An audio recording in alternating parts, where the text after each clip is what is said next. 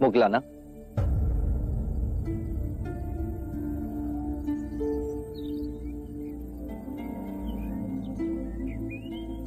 इस विषाद का कारण? कई रात्रियों से पूर्ण ध्यान में मेरे विचार मेरी माता की ओर चले जाते। जब मैं बच्चा था तब जाने अनजाने में मैंने उसे कष्ट पहुंचा, परंतु मेरे विषाद का कारण ये नहीं है उसके जीते जी मैं कुछ न कर सका, परंतु उसकी मृत्यु के बाद कुछ कर सकूं ताकि उसकी आत्मा को शांति आए। हर बार मैं ध्यान में देखता हूं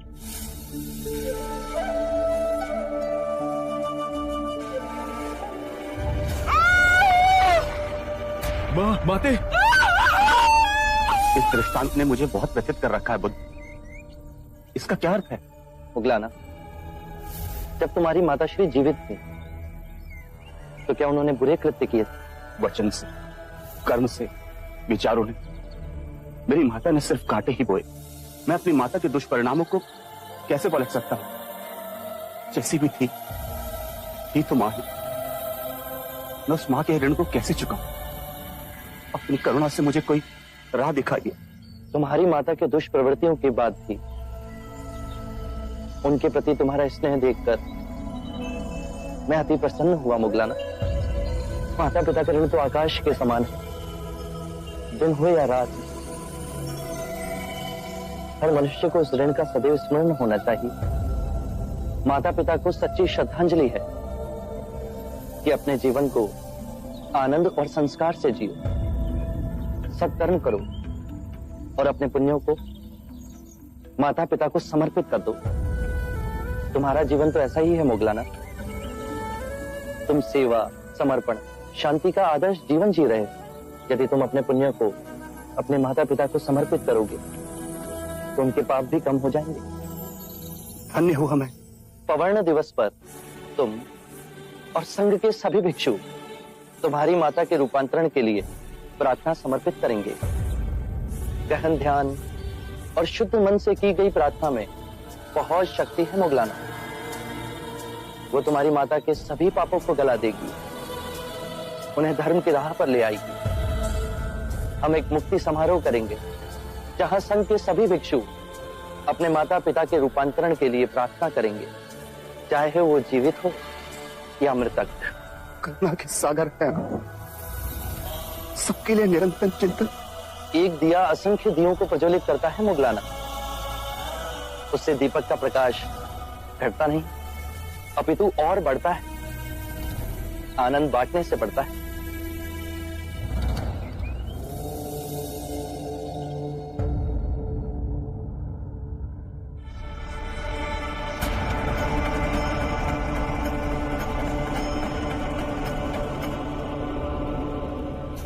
महाराज, मैं ये क्या सुन रहा हूं? आप बुद्ध के अनुयायी बन गए हैं। घोर अनर्थ। अच्छा होता यदि मैं यात्रा पर न जाता। आप ऐसा अनर्थ कैसे कर सकते हैं? आप अपने धर्म को कैसे छोड़ सकते हैं? क्षत्रियों का धर्म आपके लिए सर्वोपरि है। आपका कर्तव्य है मगध की सीमाएं बढ़ाए, चक्रवर्ती सम्राट बने। मैं अपना कर्तव्य भली भांति जानता हूं कुलगुरु। लगता है बुद्ध ने आपको भी भ्रमित कर दिया है। सम्मोहन शक्ति है उसके पास। आपके पिता की तरह आपको भी भ्रमित कर रहा है। कृपया कर बुद्ध पर झूठे लांछन ना लगाएं। महाराज, मैं सत्य कह रहा हूं। बुद्ध ने केवल ऐसी बातें कही हैं जिससे अनेकों प्रश्न उठ रहे हैं, परंतु उत्तर नहीं मिला।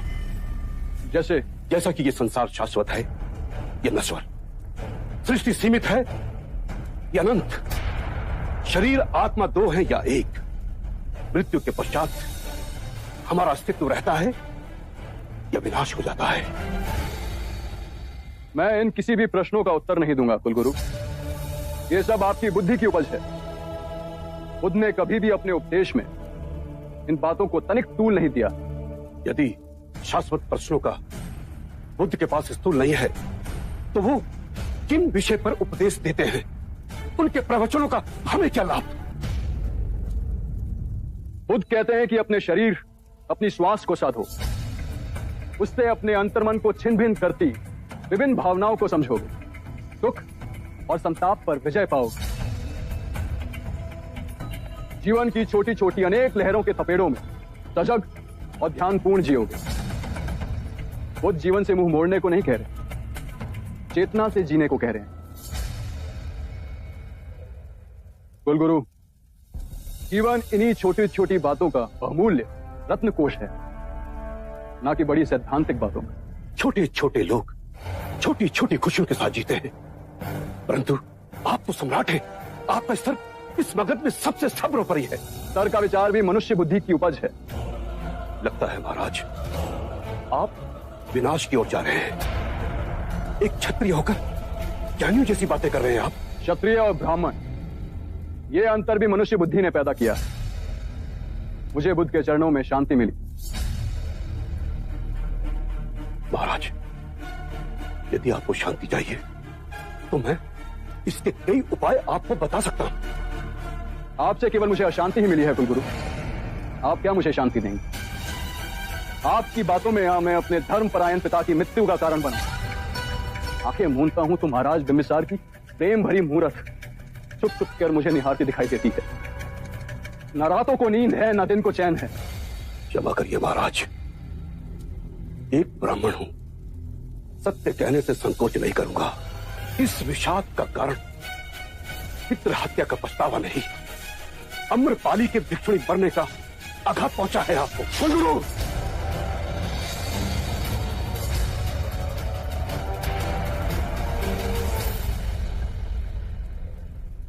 लगता है बुद्ध ने आपको यही सिखाया है।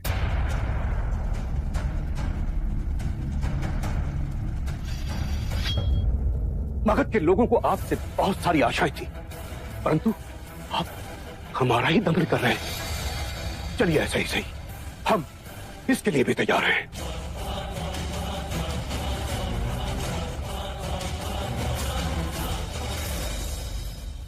महाराज, आप में ये परिवर्तन देखकर मैं हैरान हूं।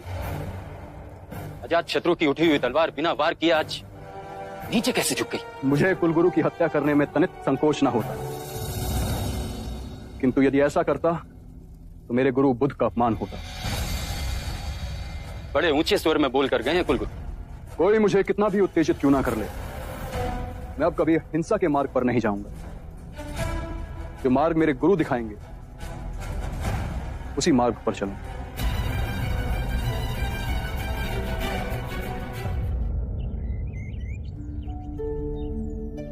बुद्ध, प्रणाम। आपके परम भक्त सुदत की पत्नी पुण्यलक्ष्मी आई है। क्या हुआ भय? और सुदत कैसा है? प्रभु, आपके परम सेवक सुदत अब अपनी अंतिम सांसें गिन रहे हैं। मृत्यु के भयंकर क्षणों में उनका मन केवल आपकी ओर मुड़ रहा है। कृपा करें प्रभु, कृपा करें। हम तो सांसारिक हैं, किंतु मेरे स्वामी ने आपकी सेवा में सदैव अपने आप को न्यौछावर किया है। उनको अंतिम सांसों में अपने दर्शन दीजिए प्रभु, अपने दर्शन दीजिए। सुदत ने निस्वार्थ भाव से मेरी और मेरे भिक्षुओं की सेवा की, निर्धनों को दोनों हाथों से धन बांटा, हमारे लिए विहार का निर्माण कराया। ऐसे दिव्य व्यक्ति के दर्शन पाने को मैं स्वयं जाऊंगा। वो आएंगे ना? मेरे प्राण से कटा रहे, उनके एक दर्शन के लिए।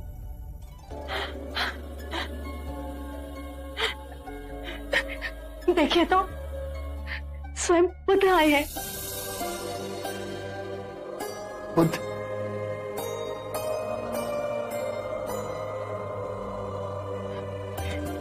आप आ गए।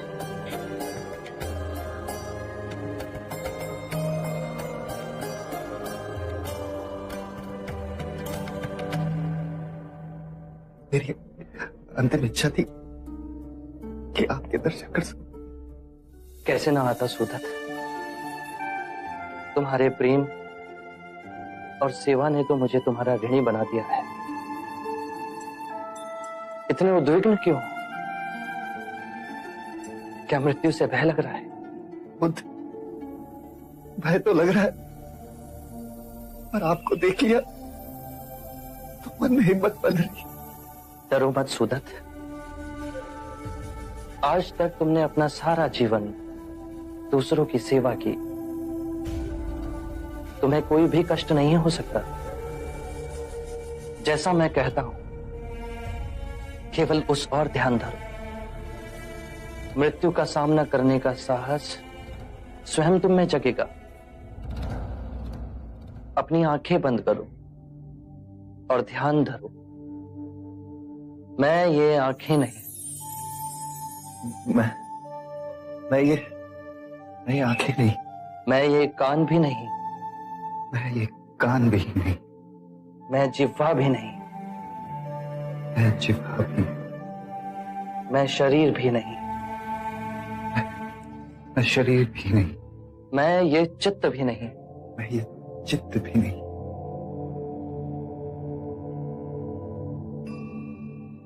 ध्यान नहीं लग रहा? ध्यान केंद्रित करो सुदत। अपनी आंखें बंद करो।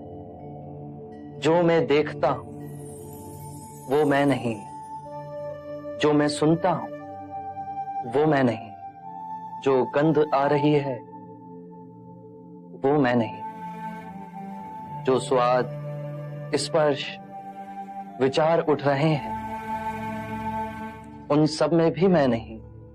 जो मैं देखता हूं वो मैं नहीं, जो मैं सुनता हूं वो भी मैं नहीं, जो गंध आ रही है वो भी मैं नहीं, जो स्वाद, स्पर्श और विचार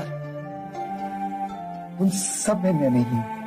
मैं ये दृष्टि नहीं, ध्वनि नहीं, सुगंध नहीं, विचार नहीं, स्वाद नहीं, मन नहीं, सुगंध नहीं, स्पर्श नहीं, मन नहीं। आगे बोलिए बुद्ध।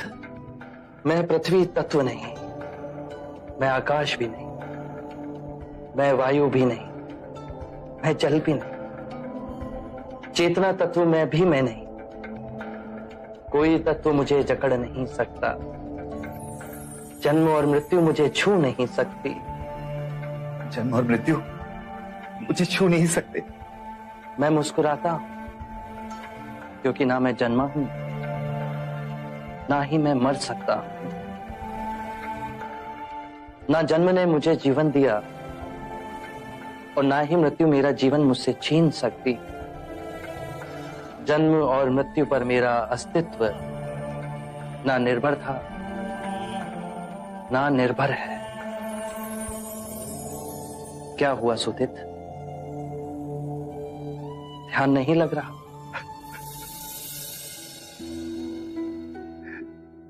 ध्यान तो लग रहा है प्रभु।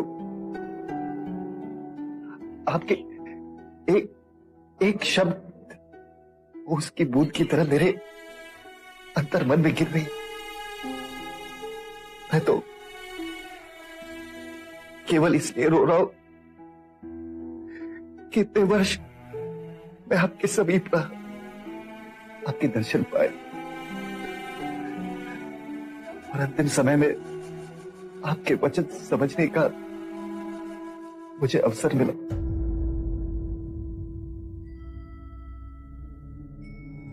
धन्य है बुद्ध, धन्य है आप। आपने मृत्यु के भय से, इसलिए मेरे प्राणों को जकड़ लिया था, उसे मिटा दी। अब इस संसार से विदा होते हुए आखिरी क्षण तक मैं केवल आपको देखना चाहता हूं।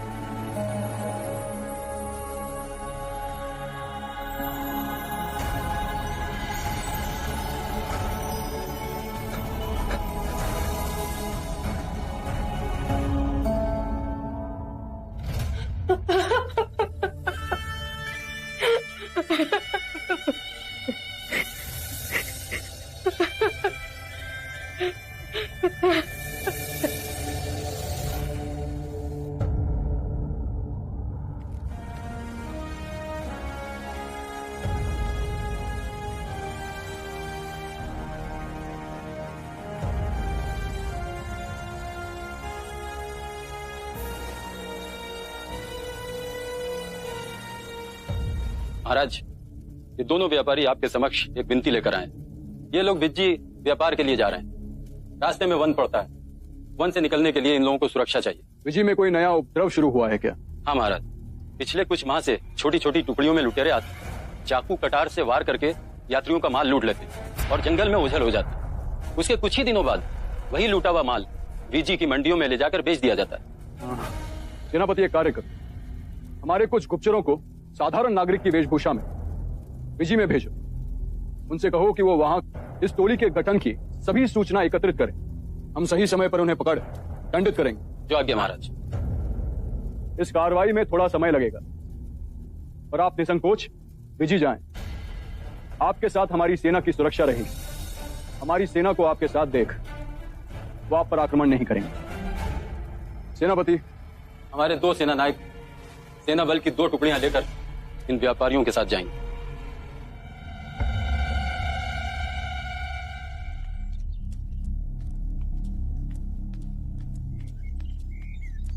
मित्र, हम ये सोच रहे थे कि हमने ये क्या जीवन पाया है। एक सेना नायक होने का अर्थ होता है देश की रक्षा के नाम पर मानव हत्या करें। आपने मेरे मुंह की बात छीनी। महाराज अजात शत्रु का अनुमान गलत है। विजी के लुटेरे बहुत बेधड़क हैं। वो हमें देखकर भय से डरकर भाग नहीं जाएंगे।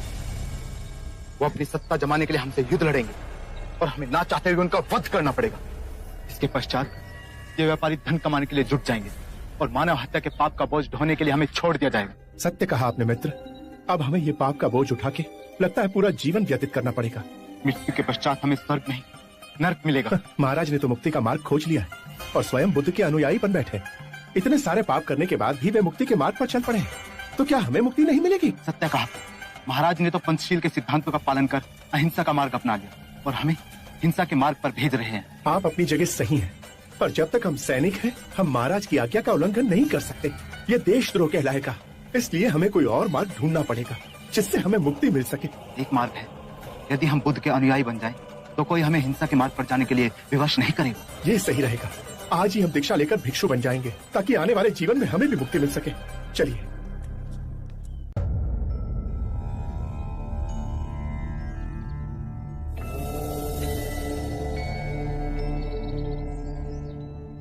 क्या हुआ सरिपुत्र? क्या मैं चिंता का कारण जान सकता हूं? बुद्ध, मेरी मां बहुत दिनों से अस्वस्थ है। मेरे गांव नाला में उसकी देखभाल करने वाला कोई नहीं। यदि आप आज्ञा दें तो। इसमें आज्ञा कैसी सरिपुत्र? मां की सेवा से उत्तम कोई और कार्य नहीं। सेवा भी एक विशेष अवसर है सरिपुत्र। यदि सच्चे हृदय से सेवा की जाए तो उसमें भी ध्यान साधा जा सकता है। कोई वचन जिससे मेरी मां को शांति मिले? मन और शरीर के स्वास्थ्य का रहस्य है कि जो बीत गया उसका ना शोक मन में हो और ना ही आने वाले कल की चिंता। जिस क्षण में हो, जो क्षण तुम्हें मिला है, जो तुम्हारे समक्ष है, उसी क्षण को पूर्ण ध्यान पूर्वक और पूर्ण समझ द्वारा जी लो।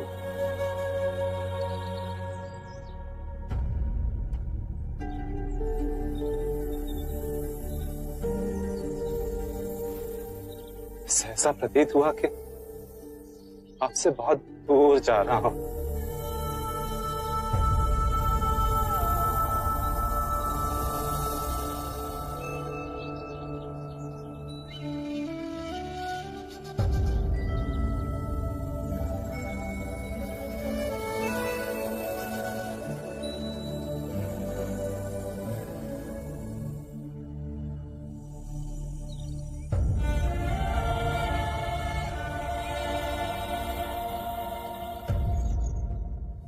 सब अपनी चिंता, व्यथा, शोक ले आपके पास आते हैं। आप इन्हें धीरज बांधते थकते नहीं। यदि तुमने पूर्ण हृदय से स्वयं से प्रेम किया है तो तुम किसी को दुखी नहीं देख सकोगे। बुद्ध, बहुत से ज्ञानी देखे पर आप सा कोई ना देखा। अजात शत्रु, चाहे जितनी भी धार्मिक पुस्तकें पढ़ो, उन्हें चाहे जितना भी कंठस्थ करो, यदि वो तुम्हारे जीवन के कृत्य ना बने तो सोचना कुछ नहीं हुआ। तुम भी किसी दुविधा में दिख रहे हो अजातशत्रु। बुद्ध, आप तो मन की बात पढ़ लेते। मगध के कुलगुरु ने अपना पूरा जीवन देश को समर्पित कर दिया। उनकी सहायता मगध के लिए आवश्यक है,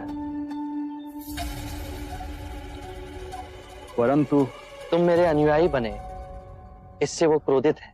जी बुद्ध, हम एक मत से कार्य नहीं कर पा रहे। मगध के कुलगुरु और मगध के ब्राह्मणों के साथ मेरे संबंध में कटुता आई। ये मतभेद बढ़ते गए तो दो पातों की लड़ाई में मगध की प्रजा व्यर्थ ही पिस जाएगी। यदि तुम्हारे अंतर में मतभेद को मिटाने की आस्था है तो मेरे पास एक उपाय है अजातशत्रु। कृपया बताएं। पहला, दोनों पक्ष आमने सामने बैठ सबके समक्ष ये बताएं कि विवाद क्या है। दूसरा, याद करें जब द्वंद्व उठा तो वो शुरू कहां से हुआ था, और दोनों ही पक्ष ध्यान में जा उन बातों को याद करें और फिर शांति से एक दूसरे को सुनाएं। तीसरा, हाथ नहीं मन के भाव उपजें कि इस झगड़े को कैसे समाप्त किया जाए। चौथा, यदि कोई भूल हुई है तो सर्वप्रथम स्वयं की भूल को स्वीकार कर खुद को क्षमा करें। अपनी भूल स्वीकारने से हम दूसरों को समझने की चेष्टा में पहला पग उठाते हैं। सत्य कहा बुद्ध। 5, जो भी निर्णय लिया जाए वो सर्वमाननीय हो, उसे सबके समक्ष 3 बार पढ़ा जाए। यदि कोई भी व्यक्ति आपत्ति के लिए हाथ ना उठाए तो उसे अंतिम निर्णय समझा जाए। 6, जो सर्वमाननीय है उस पर दोनों पक्ष पूर्ण मन से चल एक दूसरे से मैत्री करें।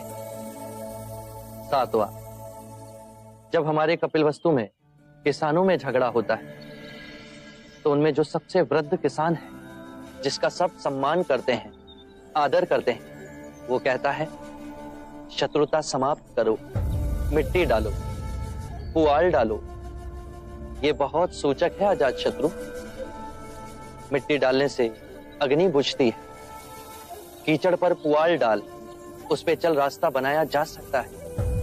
एक दूसरे के समीप आने का कितना सुंदर उदाहरण है ये। बुद्ध, आपके ये सूत्र विश्व में शांति की क्रांति लाएंगे। जब जब धर्म का विघटन होगा, जब जब दो पक्षों के हृदय में दीवार खड़ी होगी, आपके ये वचन उस दीवार को ढहा देंगे। मैत्री और सामंजस्य विकसित होगा।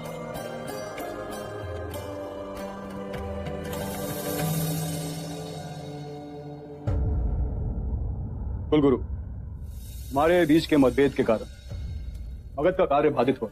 यदि हम प्रेम पूर्वक अपने मतभेद को दूर कर लें तो सबका भला हो। महाराज, मैं हृदय से आपकी भावनाओं का सम्मान करता हूं। इन मतभेदों को दूर करने के लिए हम 7 नियमों का पालन करेंगे। 7 पग हैं जिन्हें हम मिलकर उठाएं तो सभी समस्या का समाधान हो सकता है। पहला पग है। परंतु महाराज, ये 7 नियम किसने बनाए हैं? स्वयं बुद्ध ने। क्या बुद्ध ने? किंतु महाराज, हम बुद्ध के बनाए नियमों को क्यों माने? क्या वो कोई न्यायाधीश है? ये तो हद हो गई, हद हो गई ये तो। महाराज, यदि हम बुद्ध के बनाए हुए नियमों का पालन करेंगे तो हमें और बुद्ध के अनुयायियों में क्या अंतर रहेगा? यही अंतर तो दूर करना। महाराज, बुद्ध ने जो परम सत्य का मार्ग पाया, उसकी मूल जड़ में हम ब्राह्मणों का खंडन है। वो हमारी भावनाओं का अनादर करता है, वो हमारी संस्कृति का आदर नहीं करता है। फिर वो तटस्थ नियम कैसे बना सकता है? बहुत बड़ी भूल कर रहे हैं आप। बुद्ध ने कभी भी ब्राह्मणों के लिए कोई अपशब्द नहीं कहे। अंधों की पट्टी पहना जिस जनमानस को वर्षों से ठगा गया, केवल उसकी आंखों से अज्ञान की पट्टी उतारी। मनुष्य द्वारा निर्मित अंतर और भेदभाव जिसकी आड़ में मानव ने मानव का शोषण किया, उसे मिटाया है। यही परम सत्य है। आप सब धन और ऐश्वर्य में जी रहे हैं, इससे पहले कि आप बुद्ध की गरिमा पर उंगली उठाएं, मैं आपको यह बता दूं कि मैंने स्वयं अपना राज मुकुट बुद्ध के चरणों में रखा था, किंतु बुद्ध ने वो भी लौटा दिया।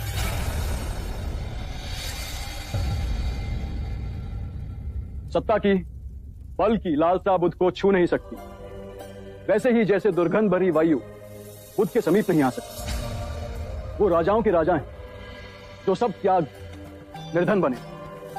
उनमें अधिक आत्मिक शक्ति है कि हम सब में।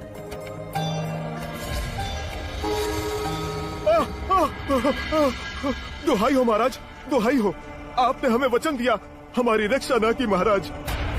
व्यापार के लिए वीजी जाते हुए हमें लूटा गया, हमें मारा और जख्मी भी किया गया महाराज। किंतु आपकी सुरक्षा के लिए हमने सेना की टुकड़ी भेजी, पर आपके सेना नायक हमारी सुरक्षा के लिए नहीं आए महाराज। केवल 5 सैनिक हमारी तरफ से लड़े और वो भी उन लुटेरों ने मार दिया उन्हें। सेनापति जी महाराज, ये क्या सुन रहे हैं हम? हमारे आदेश का उल्लंघन हुआ है। क्षमा महाराज, हमें भी इस सदन से पहले ही ये समाचार मिला कि हमारे दोनों सेना नायक दीक्षा लेकर भिक्षु बन गए। जब मैंने उनसे कारण पूछा तो उन्होंने कहा कि हम भी अपने महाराज अजातशत्रु की तरह पंचशीलता का पालन कर अहिंसा के मार्ग पर चलना चाहते हैं। महाराज, यदि हमारे सैनिक साधु बनते रहे तो घोर कष्ट आ जाएगा। मेरा बुद्ध से व्यक्तिगत कोई विरोध नहीं है, बस यही कारण है। बुद्ध को क्षत्रिय होकर ब्राह्मण बन गया। यदि क्षत्रिय ब्राह्मणों का आचरण करेगा तो सारी व्यवस्था तहस नहस हो जाएगी। सेना के सैनिकों को कैसे दीक्षा दे सकता है वो? भविष्य की तरफ देखिए। यदि ये मगध के सारे सैनिक भिक्षु बन जाएंगे तो मगध की रक्षा कौन करेगा?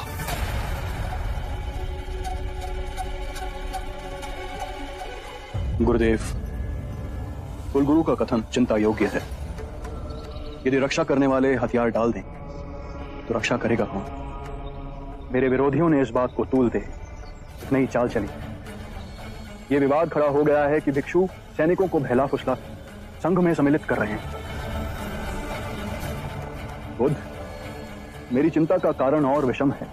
यहां तो मैं शासन कर रहा हूं, किंतु दूसरे देशों के राजा इन निर्दोष भिक्षुओं को दंड न दें। आपको शीघ्र ही इस समस्या का निवारण करना होगा बुद्ध। चिंतित ना हो अजातशत्रु, मैं ये नहीं चाहता कि मेरी कही अहिंसा की बातों की आड़ ले सैनिक अपना राजधर्म छोड़ दें। अपने देश, अपनी प्रजा, अपनी राजा के प्रति जो उनके कर्तव्य हैं उन्हें ना निभाएं।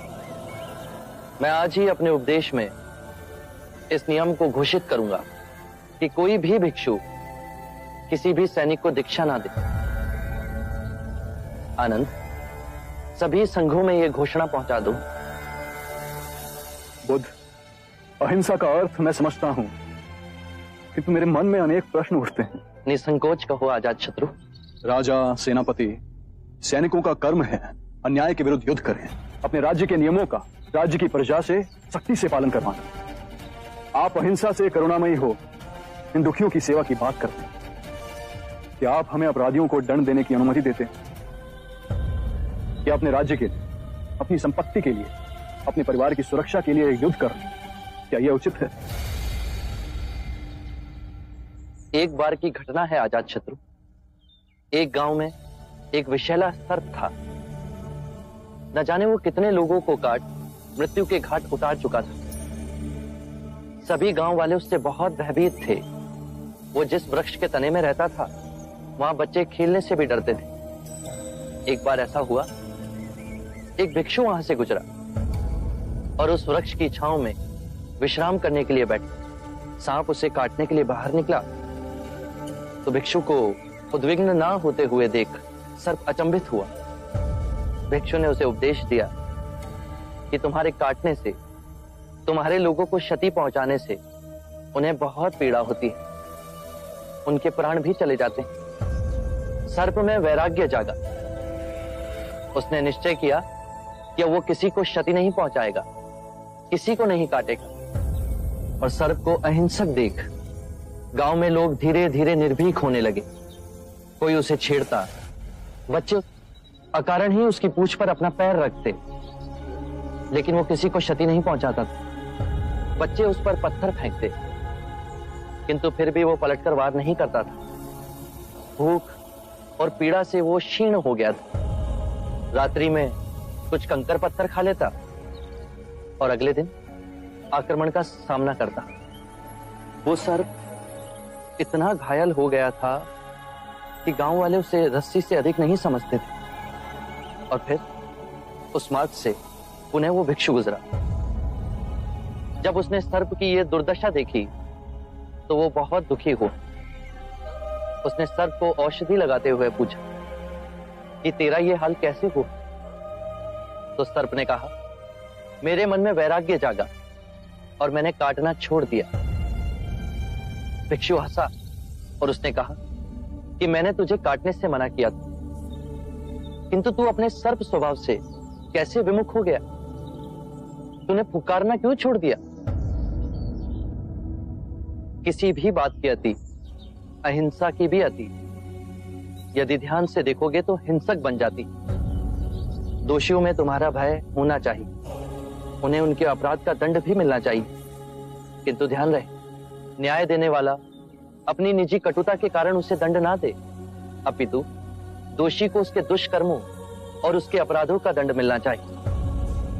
यदि क्रोध, लोभ, ईर्ष्या बीच में आए तो न्याय ना होगा। बुराई को भलाई से जीतो। यदि बुराई भलाई पर हावी होने लगे तो मनुष्यता का नाश होगा। यदि बुराई को परास्त करने के लिए युद्ध भी करना पड़े तो वो भी करो, किंतु उस युद्ध के कारण तुम स्वयं ना बनो। यदि करना पड़े तो केवल निमित्त मात्र ही करो। बुद्ध, आपके इतने सुंदर और महिमामयी वक्तव्य ने मेरे हृदय से सभी अंधकार को दूर कर एक नई ज्योत प्रज्वलित की है। धन्य हुए भाग्य मेरे जो आप मेरे जीवन में पधारे। आरंभ हो गई निर्वाण प्रथा, सुनो सुनो ये बुद्ध कथा।